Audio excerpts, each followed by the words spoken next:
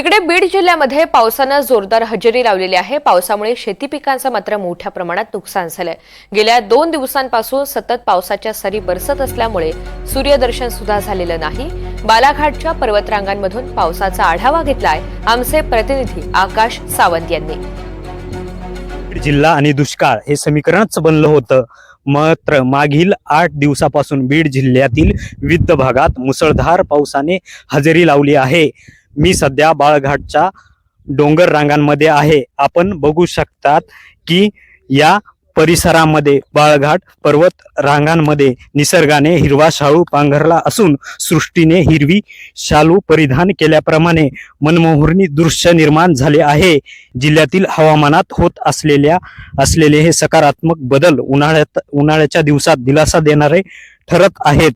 मात्र या पावसाचा अंदाज न आल्याने काही ठिकाणी शेतकऱ्यांचे नुकसान झाले आहे। तरी सध्या निसर्गाच्या या हिरव्या रूपाने संपूर्ण परिसर फुलून निघाल्याचे चित्र बघायला मिळत आहे।